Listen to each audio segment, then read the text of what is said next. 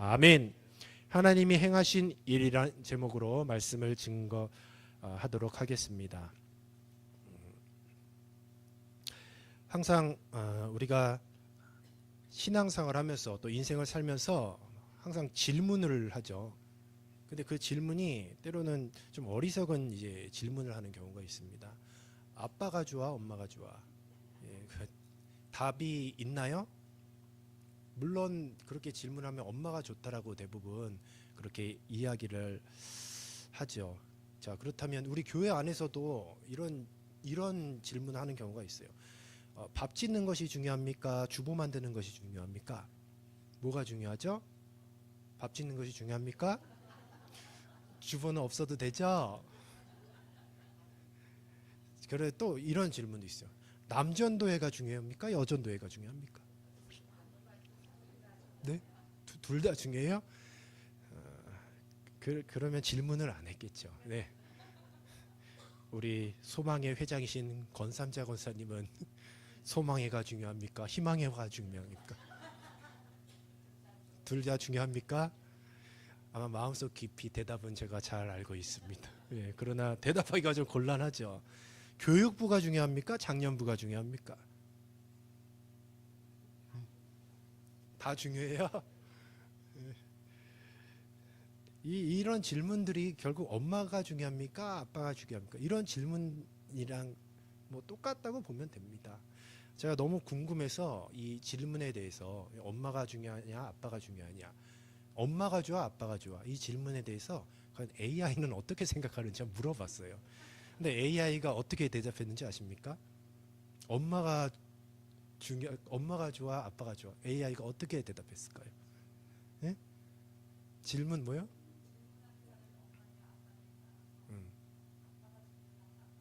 네. 라고 문희양 집사님이 이야기를 하셨죠. AI는 이렇게 대답을 했습니다. 그런 질문은 이렇게 질문을 받는 입장에서 압박감을 주는 질문이다. 그리고 또 한 가지, 그리고 해답을 명확하게 제시를 해줬어요. 어떻게 제시했냐? 첫 번째, 회피해라. 그리고 두 번째, 둘 다 좋다고 해라. 예, 그렇게 딱 이렇게 정리를 해줬다라는 거죠. 결국 엄마가 좋아, 아빠가 좋아, 뭐 이런 질문은 질문 자체가 이상한 거죠. 근데 우리는 신앙생활하면서 이런 질문을 굳이, 그러니까 어떤 것이 더 가치 있느냐라는 이렇게 비교를 하는 경우가 너무도 많이 있어요. 근데 오늘 이 본문 말씀에 생각보다 많은 사람들이 이런 엄마가 좋아, 아빠가 좋아, 누가 더 중요해? 이런 질문을 오늘 이 본문 말씀 가운데 많은 사람들이 이런 질문을 했더라고요. 오늘 중요한 인물이 나오죠. 드보라가 나오고 또 누가 나오죠? 뭐 드보라가 좋아, 시스라가 좋아하면 당연히 드보라가 좋겠죠. 드보라 말고 바락, 그렇죠? 드보라가 나오고 바락이 나와요. 근데 생각보다 많은 사람이 드보라가 중요한지 바락이 중요한지에 대해서 굉장히 많은 그런 논쟁을 하고 이런 말씀 가운데 많은 이야기들이 오고 간 것을 이렇게 보게 되었습니다. 우리가 말씀을 쭉 상고하면서 드보라가 중요하냐 아니면 바락이 중요하냐, 질문 자체가 이상하다고 뭐 결론적으로는 그렇게 이야기를 하겠죠. 오늘 이 본문 말씀의 배경에 보면 에훗이 죽고 나서 이스라엘 지도자가 없을 때에 예전처럼 여호와 앞에서 악을 행하였다가 하나님이 다시 이스라엘 백성에게 진노하여서 철병거 900승을 가진 강력한 왕 야빈에게 20년간 심하게 압제를 당하게 되었습니다. 그런데 이스라엘의 문제는 이렇게 압제를 당하는 가운데에 회개하기보다는 주변에 탐만하며 불평하였어요. 그러니까 하나님 죄송합니다. 제가 믿음으로 바로 서겠습니다. 우리에게 다시금 사사를 세워주시고 구원자를 세워주세요. 이런 요청을 하는 것이 아니라 오히려 야빈에게 철병거 900승이 있던 그런 새로운 무기, 우리들의 새로운 무기가 없습니다. 기술이 없습니다. 라고 오히려 하나님 앞에 불평하게 되었다는 거죠. 그래서 우리가 이 불평이란 삶에서 우리가 불평이 튀어나온다라고 하면은 하나님과의 온전한 관계가 깨어졌을 때 불평이 나오게 된다라는 것이에요. 그래서 내 입에서 불평이 나온다. 그렇다면 우리가 제일 먼저 해야 될 것은 뭐 새로운 무기, 기술이 없다. 그러니까 삶에 무엇이 없어서 결국 없기 때문에 불평하는 거잖아요. 내 소유가 없기 때문에, 가진 것이 없기 때문에, 내 뜻을 내가 원하는 대로 이루어지지 않았기 때문에 불평하는 거잖아요.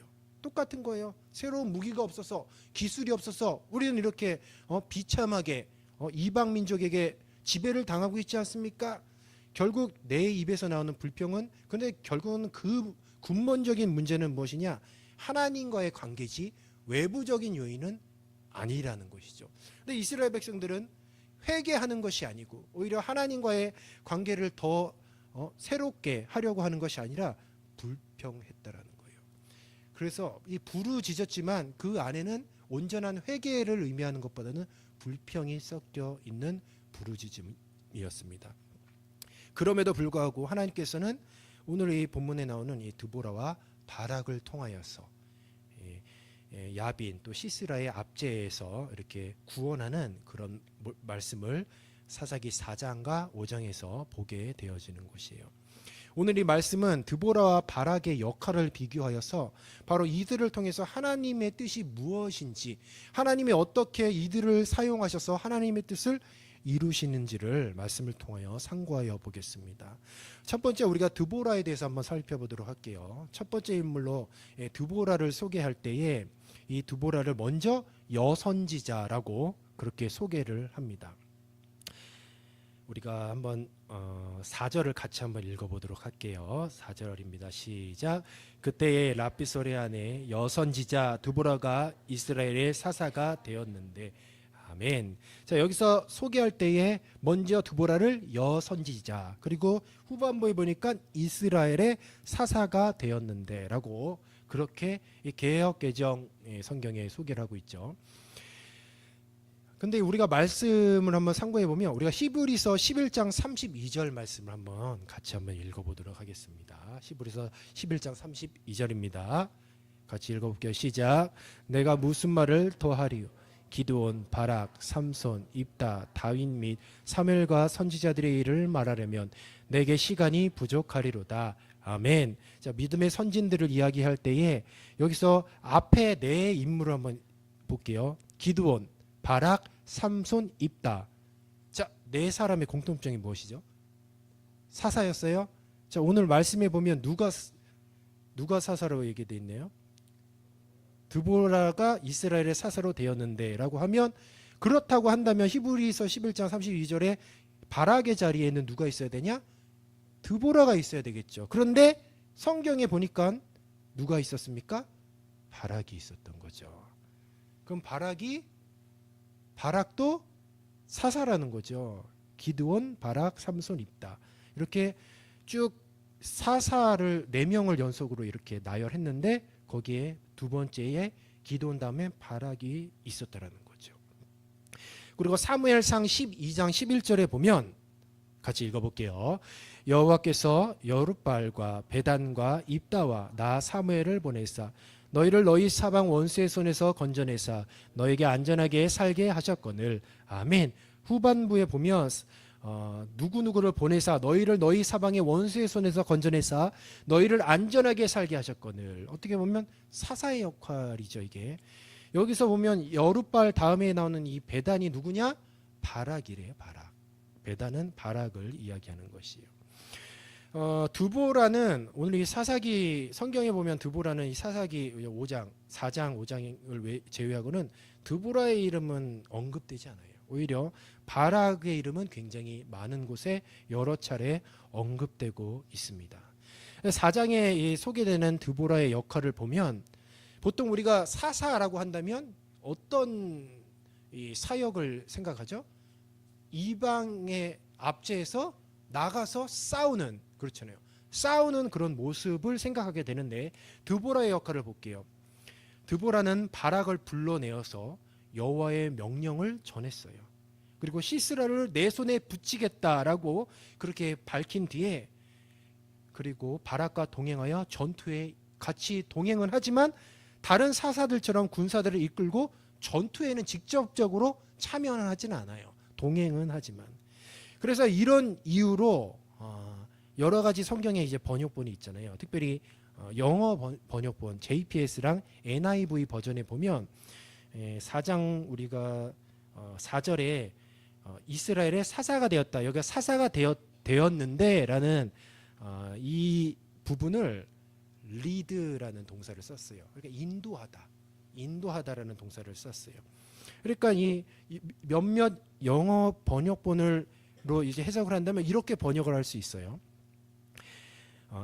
여선지자 드보라가 이스라엘을 인도하였는데 이렇게 번역을 하고 실제로 많은 영어 번역본에 이렇게 번역을 하기도 합니다. 그렇다면 드보라가 사사가 아니란 말이야. 저는 그 말을 하는 것이 아니에요. 지금 엄마가 좋아 아빠가 좋아 절대 이 질문을 하는 것이 아니에요. 호칭도 보면 사사기 5장 7절에 보면 보통 사사는 어떻게 표현하냐? 이스라엘의 구원자라고 그렇게 표현을 하죠. 그런데 드보라는 사사기 5장 7절에 보면 이스라엘의 어미라고 표현을 해요. 조금 틀리죠. 그러니까 드보라의 주된 역할은 전쟁 자체가 아니라 백성들을 일깨우고 그리고 이 5장이 승리의 노래예요. 전쟁의 승리를 노래하는 그런 선지자의 역할을 감당했던 것이에요. 그러니까 앞선 사사들 운니엘과 에웃은 구원자로서 전장터에 나가서 군사들을 이끌고 앞장서서 적군들을 괴멸시키고 승리한 뒤에 그 땅에 이제 안식을 가져다 두는 그런 역할을 했어요. 그런데 드보라의 역할은 이 앞에 있는 운니엘과 에웃과는 전혀 다른 어떤 모습을 하고 있는 것입니다. 5절 말씀을 같이 한번 읽어보도록 할게요. 시작. 그는 에브라임 산지 라마와 베델 사이 드보라의 종려나무 아래에 거주하였고 이스라엘 자손은 그에게 나아가 재판을 받더라. 아멘. 드보라는 법궤가 있었던 실로에 있지 않았습니다. 두 도시 에브라임 산지의 라마와 베델 사이에 있었다라고 그렇게 성경은 말하고 있어요.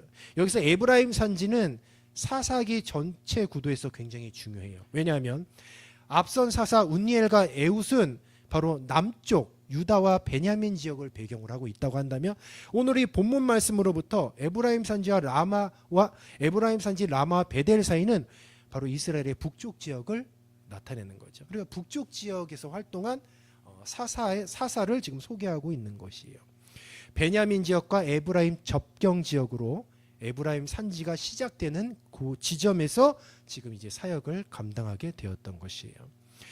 모든 백성들이 드보라에게 나아가서 재판을 받았어요. 드보라는 당시 이 시대가 어떤 시대냐? 영적 능력, 제사장들이 영적 능력을 상실했던 시대예요. 제사장들이 실로의 제사장들이 있었겠죠. 하나님의 계시를 전달하는 그런 제사장들이 실로에 있었는데 백성들은 실로로 가지 않았어요. 드보라가 있는 쪽으로 갔습니다. 무엇을 의미하느냐? 바로 하나님의 계시를 전달하는 중보자여야 할 제사장들의 타락을 의미하는 거예요. 이스라엘은 지금 어두운 시대였어요. 그래서 지금 드보라를 통해서 하나님의 말씀하시는 바를 듣기 위해서 이스라엘 백성들은 에브라임 산지에 올라갔던 것이에요. 실로에 가지 않았고요. 그래서 이스라엘 백성들이 드보라에게 이제 찾아간 것은 바로 당시의 이 제사장 제도가 이스라엘의 타락으로 제 그 기능을 발휘하지 않는 그런 영적인 비극을 내비치고 있기도 하는 것이죠. 많은 사람들이 점집을 가죠. 무슨 문제가 있으면. 그래도 예전에는 많은 사람들이 문제가 있으면 예수님 믿지 않는 사람들도 막 무슨 문제가 있으면 목사님 찾아가고 목사님께 막 상담받고 막 그런 경우도 굉장히 많이 있었던 것이죠. 정말 믿는 우리들이 그리스도인들이 그리고 정말 제사장직을 감당하는 저와 여러분이 믿음으로 바로 선다면 많은 사람들이 영적으로 혼탁하여서 정말 도움을 구할 때 물론 육적인 일은 육적으로 해결할 수 있지만 영적인 일들도 분명히 있다라는 것이죠. 그러면 영적인 일들을 어떻게 해결할 수 있겠습니까? 정말 그런 마음의 어떤 고통들, 상처들 이런 것들을 정말 어떻게 해결할 수가 있겠습니까?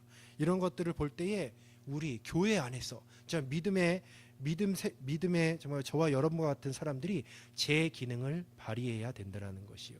그래야 상처받는 사람들, 마음이 아픈 사람들이 없다라는 것이죠.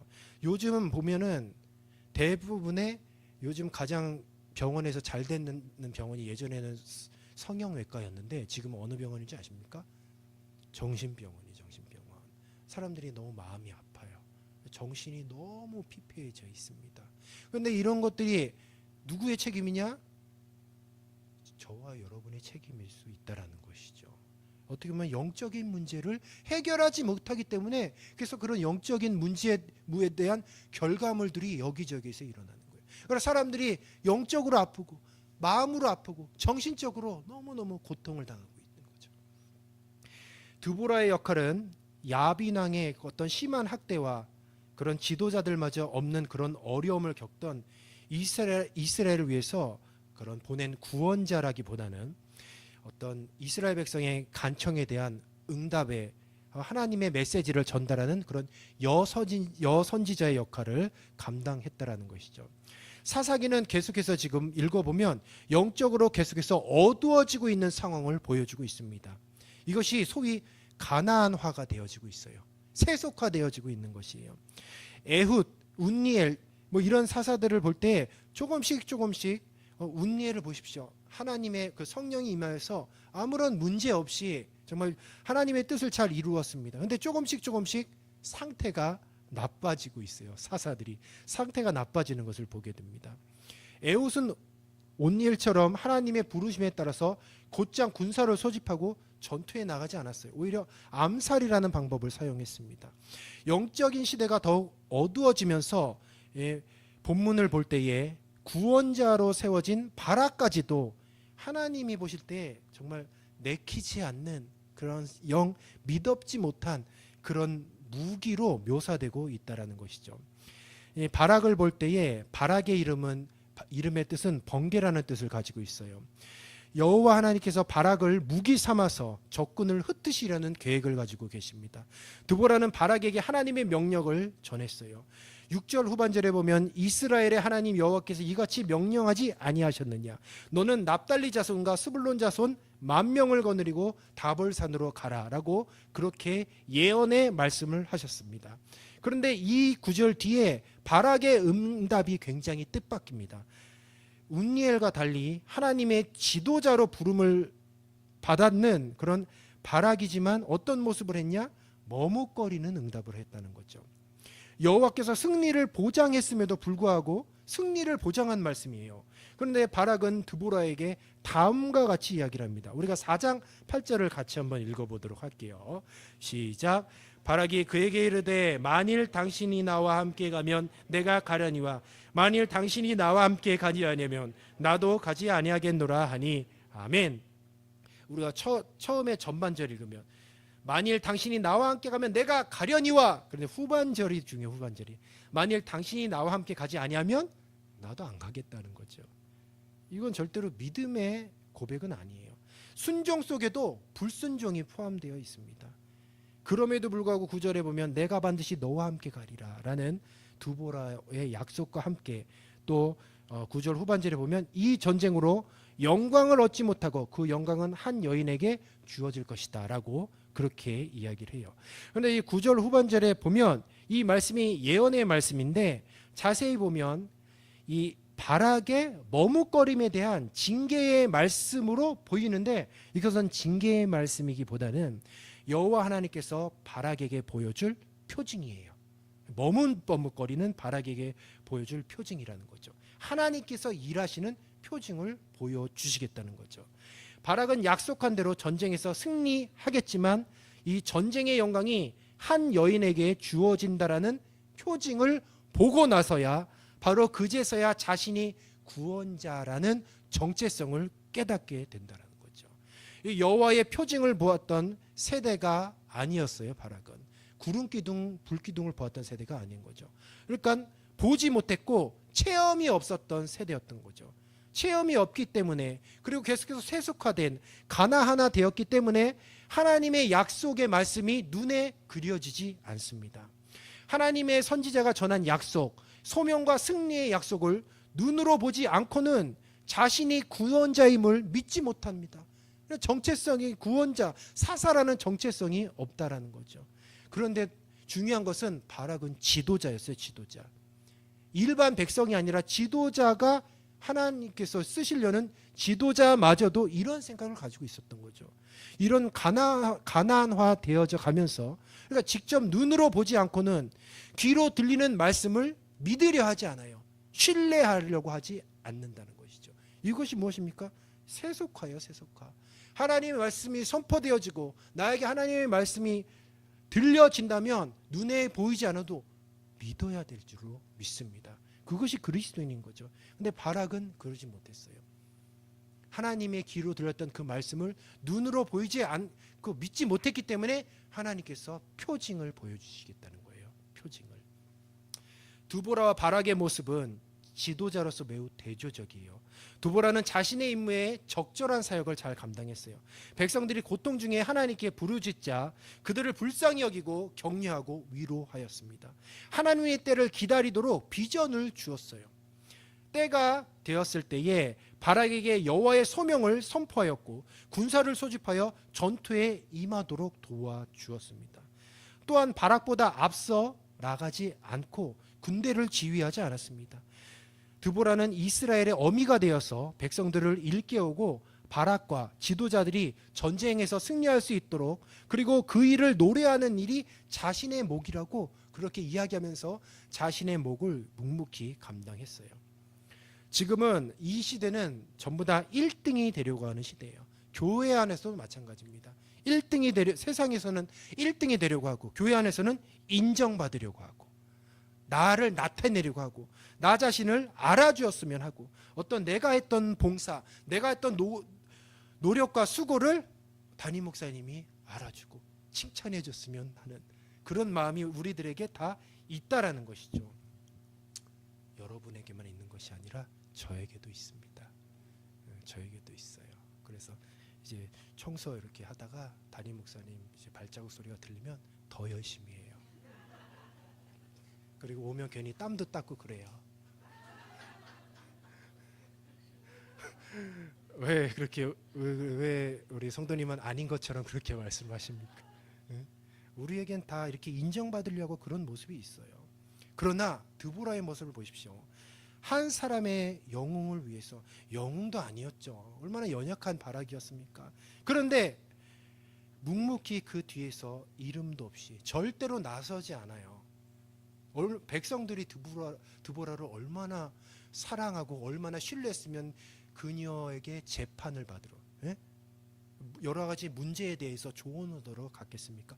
영적인 지도자였으면 드보라는 그럼에도 불구하고 부족하고 연약한 바락을 세웠다라는 거죠.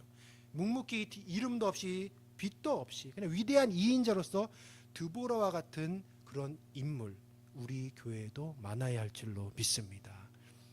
담임 목사님이 보든지 안 보든지 열심히 주의를 감당하시기 바랍니다. 주님께서 다 아시는 줄로 믿습니다. 누군가를 비판하기보다 바락을 비판할 수도 있죠. 충분히 비판하지 않았어요. 오히려 격려했습니다. 일으켜 세웠습니다. 같이 가겠대요. 뭡니까? 격려해 주겠다는 거죠. 뒤에 더 떠받쳐 주겠다라는 거죠. 바락은 부족했지만 그가 온전한 사사 역할을 감당할 수 있도록 드보라는 곁에서 도와주었다라는 것이죠. 이래서 특별히 우리가 교회 안에서 이렇게 주의 종을 섬기는 것에 대해서 굉장히 중요해요. 모세가 왜 위대한 지도자가 되었을까요? 모세가 왜 어떻게 모세가 위대한 지도자가 됐을까요? 모세 혼자만 잘했을까요? 이방 민족과 전쟁에 붙었을 때 모세가 두 손을 들어서 기도할 때 지금 팔이 아파서 내려오면 지금 싸움에서 지잖아요. 누가 그 팔을 지탱했습니까? 아론과 훌이 지탱했잖아요. 그리고 그 밑에서 누가 싸웠습니까? 여호수아가 칼을 들고 싸웠다는 거 아닙니까? 여호수아가 싸웠고 아론과 훌이 팔로 모세의 그 피곤한 팔을 지탱했기 때문에 모세가 위대한 지도자가 되었다는 것이죠.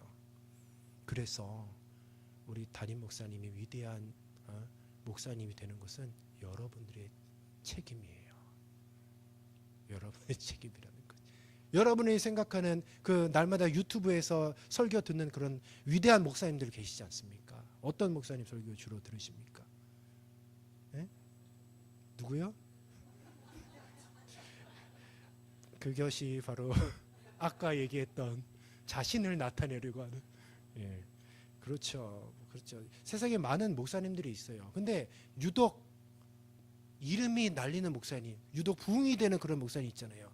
그 목사님 그렇게 위대하게 된 것도, 이름을 날린 것도, 그리고 교회가 성장한 것도 과연 그 주의종 혼자만 잘 해서 그렇게 된 걸까요?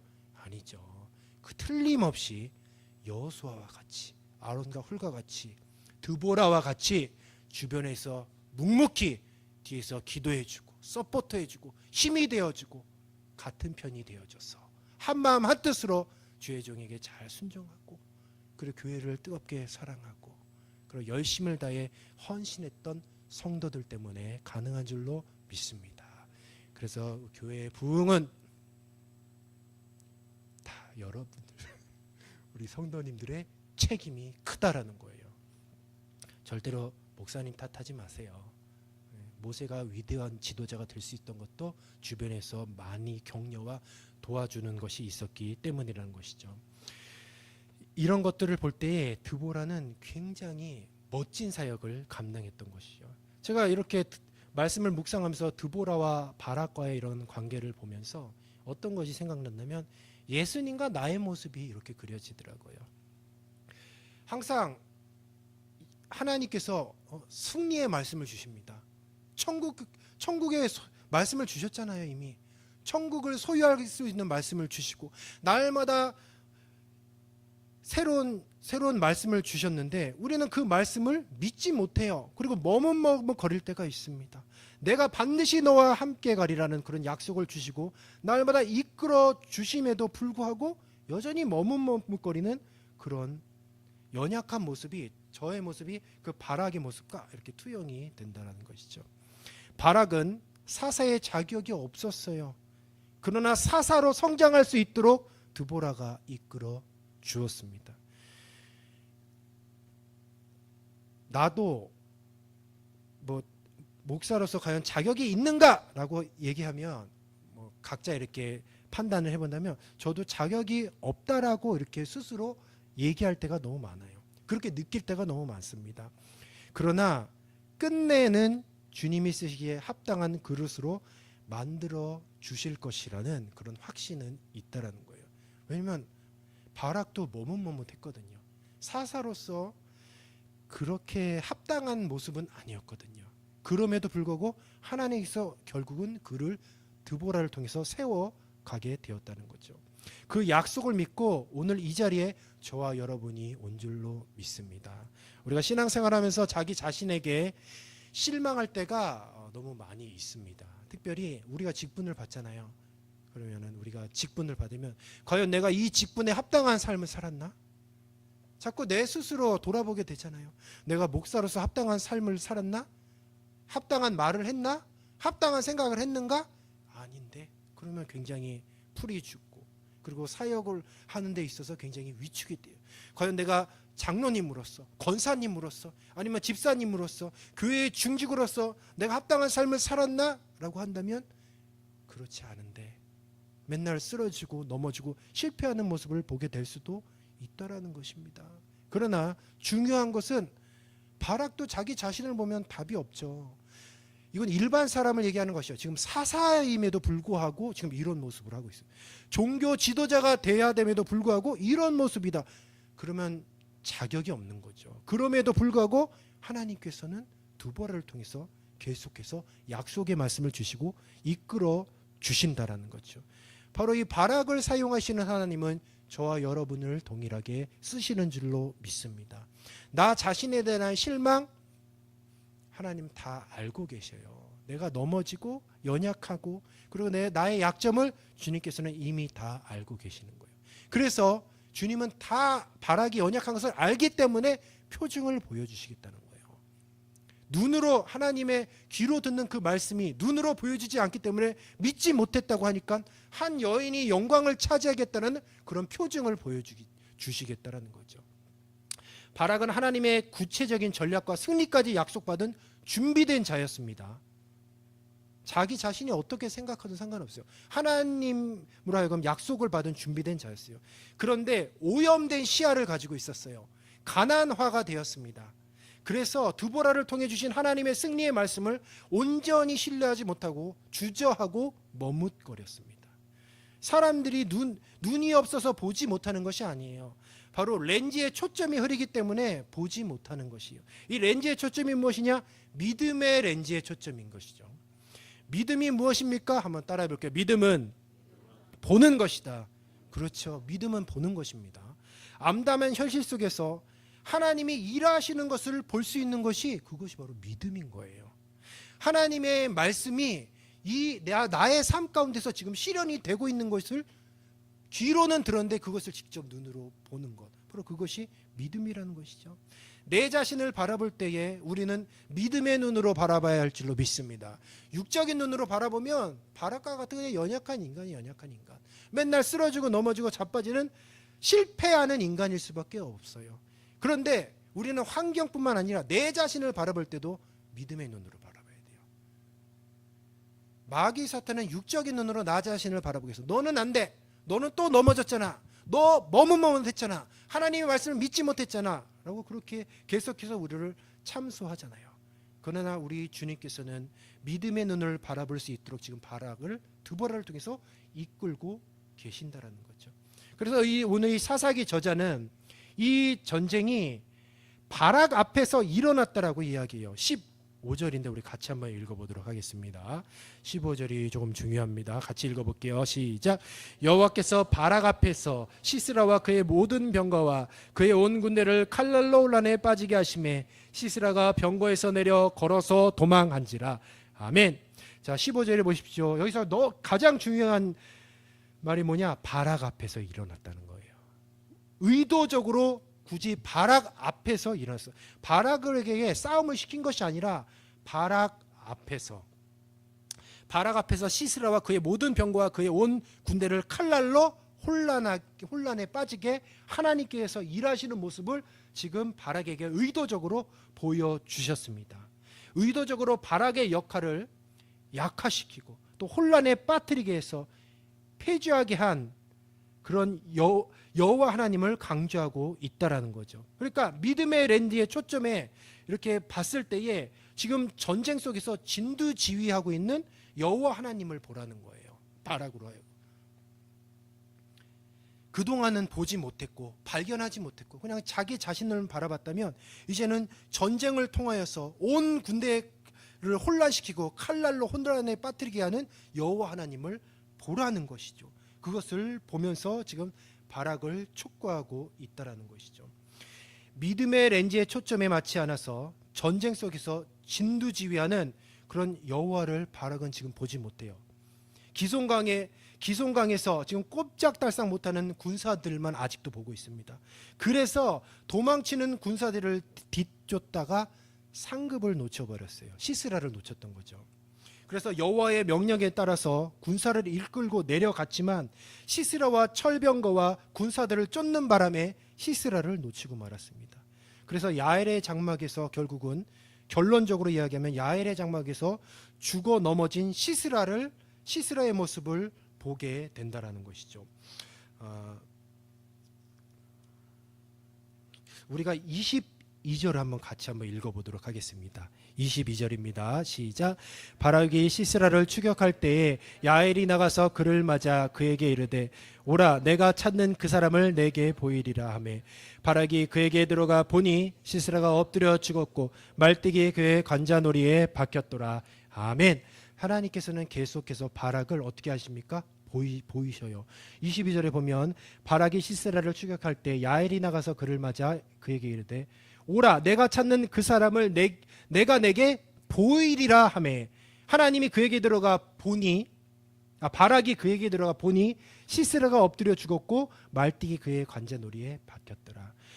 이 상황, 시스라가 엎드려 죽어서 말띠기 관자놀이에 박혀서 죽었던 바로 그 상황을 바락이 보았을 때에 무엇을 깨달았겠습니까? 무엇을 깨달았겠습니까? 드보라의 예언의 말씀, 그 표징의 말씀을 깨달았다는 거예요. 그제야 비로소 바락은 이 전쟁의 난리 가운데에서 하나님이 일하시는 것을 깨달았어요. 하나님의 말씀의 성취를 직접 보게 되었던 거죠. 그래서 하나님은 말씀의 표징을 의도적으로 보게 하신 것이요. 왜냐하면 보지 못하기 때문에, 하나님의 일하시는 것을 보지 못하기 때문에 귀로 들었던 그 말씀을 직접 바락의 눈에 성취될 수 있도록 말씀의 성취의 표징을 보여주셨던 것이죠. 바락은 부족하고 연약했지만, 그래서 드보라를 통해서 직접 말씀의 성취됨을 눈으로 보여줌으로 인하여서 바락이 진정한 사사로 거듭나게 되었다라는 거죠. 진정한 사사로 거듭났는지 어떻게 알고 있습니까? 우리가 아까 히브리서를 읽었잖아요. 바락이 어떻게 사역했는지 잘 모르지만 어찌되었건 신약 성경에 보니까 믿음의 선조의 이름에 바락의 이름이 당당히 들어갔다라는 거죠. 오늘 이 본문의 바락의 사역을 볼 때에 믿음의 선진이라고 얘기하기 좀 그래요. 그러나 그 말씀에 빗대어서 우리가 해석을 하면 바락은 바로 이후에 진정한 사사로 거듭날 수 있었다라는 것을 우리 암시할 수 있다라는 거죠. 23절 보면 이와 같이 이날에 하나님이 가나안 왕 야빈을 이스라엘 자손 앞에 굴복해 하신지라. 결국은 하나님이 일하신다는 거예요. 하나님이 일하신다는 거죠. 드보라도 아니고 바락도 아니에요. 하나님이 하셨다는 거죠. 하나님은 구원자이시며 하나님의 뜻대로 행하셨어요. 그래서 하나님은 사람들의 어떤 장점 때문에 일하지 않으십니다. 그래서 하나님은 영광 받으시기에 합당하신 것이요. 하나님은 저와 여러분의 장점으로 일하지 않으십니다. 우리가 그렇게 장점이 많이 있나요? 장점으로 일한다고 한다면은 장점이 더 많은 사람들이 있겠죠. 저 학박사를 통해서 일하겠죠. 아니면 돈 많은 사람들을 위해 일하겠죠. 그러나 지금 송파동 교회가 지금 이 시간까지 이렇게 70년 동안 이렇게 은혜 가운데에 든든히 세워진 것은 하나님은 저와 여러분의 장점으로 일한 것이 아니에요. 하나님이 일하신 것이죠. 아멘이십니까? 앞으로 그러면 앞으로 우리 송파동 교회도 하나님이 일하시는 거예요. 우리의 장점이 아니에요. 우리의 노력도 아닙니다. 하나님이 일하시는 줄로 믿습니다. 그래서 송파동 교회는 주님이 오시는 그날까지 든든히 견고하게 세워 나갈 줄로 믿습니다. 왜냐하면 하나님이 일하시기 때문에. 그래서 하나님만 영광 받으시는, 그래서 하나님만 높임 받으셔야 되는 것이에요. 자, 그렇다면 우리가 이 말씀을 들었으면 24절 이제 결론의 말씀입니다. 이제 24절을 보십시오. 보이지 않는 것을 한번 발견해 보세요. 24절 같이 한번 읽어보겠습니다. 이스라엘 자손의 손이 가나안 왕 야빈을 점점 더 눌렀어 마침내 가나안 왕 야빈을 진멸하였더라. 아멘. 24절의 말씀에 보면 가나안 왕 야빈을 누가 진멸했다고 기록되어 있습니까? 이스라엘 자손의 손이 진멸했다고 기록되어 있죠. 그러나 이것을 이스라엘 자손이 손이 정말 진멸했나요? 아니죠. 정말 믿음의 눈으로 본다면 이스라엘 자손의 손이 아니라 하나님이 하신 것이죠. 단순히 우리가 육적으로 읽을 것이 아니라 24절을 우리가 정말 믿음의 눈으로 바라본다면 이스라엘 자손의 손이라는 이 단어 속에 하나님이 일하시는 것이 눈에 보여야 되는 줄로 믿습니다. 마찬가지예요. 우리의 삶도 마찬가지입니다. 사람이 일하는 것이 아니에요. 우리 가정, 내 처자식 내가 먹여 살리는 것이 아닙니다. 내가 뼈 빠지게 직장 생활해서 내 처자식 먹여 살리고 그렇게 가족을 부양한다? 아닌 거예요. 하나님이 우리 가정을 지켜주시는 줄로 믿습니다. 하나님이 우리 자녀들을 책임져 주시는 줄로 믿습니다. 우리는 우리의 삶 가운데서 이스라엘 자손의 손 안에 하나님의 손을 발견해야 하는 것이에요. 시스라도 죽고 이제 야빈 왕과의 전쟁이 남았어요. 시스라는 왕이 아니었어요. 군대 장관이었습니다. 진정한 더 큰 야빈 왕과의 전쟁을 누가 해야 되겠습니까? 이제는 사사로 세움받은 누가 해야 될까요? 바락이 이제 해야 되겠죠. 바락이 백성을 이끌고 전쟁에 나갔을 것입니다. 성경은 바락이 전쟁했다라고 이야기하지 않아요. 이스라엘 자손의 손이 일했다고 합니다. 우리는 여기서 보이지 않는 하나님을 볼 수 있는 영안이 열려야 할 줄로 믿습니다. 말씀을 정리하도록 하겠습니다. 우리 인생 내 힘으로 내 뜻대로 사는 것이 아니라 다 하나님이 일하시는 줄로 믿습니다. 우리는 항상 눈에 보이는 현상 가운데서 그리고 날마다 들려지는 그 말씀을 통하여서 하나님을 발견해야 돼요. 그리고 그 말씀이 직접 내 삶 가운데 성취되는 그런 현장을, 하나님이 일하시는 것을 우리가 영안을 열어 믿음의 눈으로 바라봐야 할 줄로 믿습니다. 항상 믿음의 눈을 통해서 환경을 바라보지 마십시오. 그리고 내 자신을 바라보지 마십시오. 하나님이 하신 줄로 믿습니다. 하나님이 일하실 것이에요. 하나님이 책임져 주실 것입니다. 하나님께서 나의 기도에 응답하여 주실 것이고 하나님이 다 하시고 하나님의 영광 받아 주실 것이에요. 우리가